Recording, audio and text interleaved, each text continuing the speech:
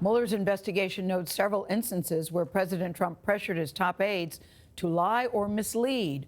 One day after the president fired FBI Director James Comey, White House Press Secretary Sarah Sanders told reporters that Comey no longer had the confidence of Mr. Trump and other people. Bipartisan members of Congress made it clear that they had lost confidence in Director Comey. And most importantly, the rank and file of the FBI had lost confidence in their director. I can speak to my own personal experience. I've heard from countless members of the FBI that are grateful and thankful for the president's decision. According to Mueller's report, Sanders told investigators that the phrase countless members of the FBI was, quote, a slip of the tongue. We spoke with the president's chief spokeswoman a short time ago. You repeated the claims slip of the tongue several times. What exactly did you mean to say? Because you appeared to be reading you appeared to be reading those comments on several occasions. What did you mean to say?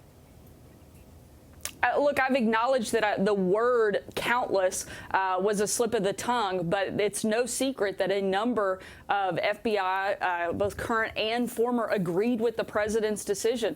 Let's not forget that James Comey was a disgraced leaker who authorized spying into the Trump campaign.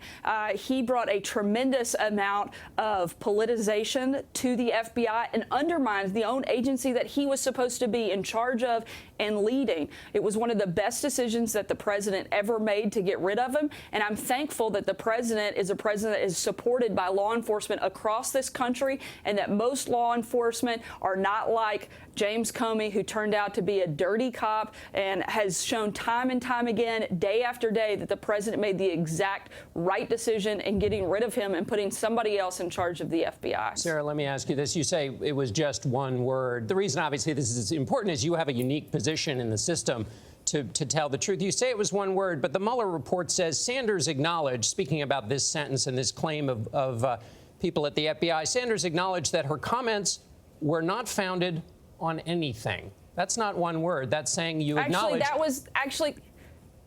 Go ahead. Actually, those were Mueller's words, that they weren't founded on anything. What I said was that it was in the heat of the moment.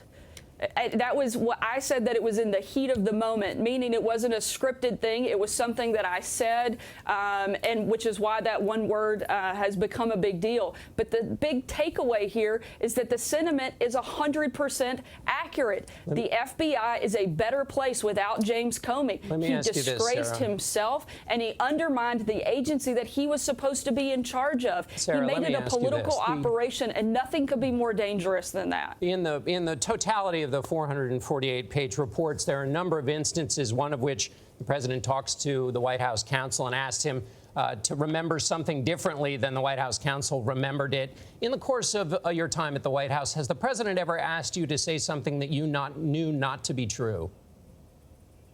The president isn't asking people to break the law. He isn't asking them to do anything that is dishonest. If the president wants to fire somebody, he does. You've seen him do it before. This isn't a president who's afraid to go against the system. He's not a president that's afraid to step out and speak out. And if he has a problem with someone or something, he's going to state that.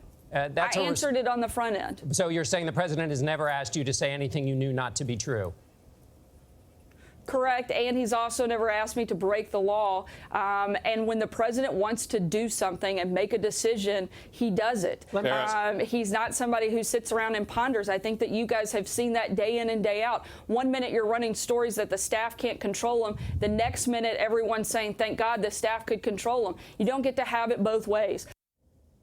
Well, in the Mueller report, they do say, thank God the staff could control them, because there were a couple of times that he wanted to do something that would be so egregious. It's very specific. The Mueller report says the president's efforts to influence the investigation were mostly unsuccessful, but that's largely because the persons who surrounded the president declined to carry out his orders or accede to his requests. And on this question of telling aides to say something that isn't so, he asked his White House lawyer, and the language they use in the report is kind of amusing. It said that the White House lawyer, quote, refused to recede from his recollections, which is to say he didn't back down.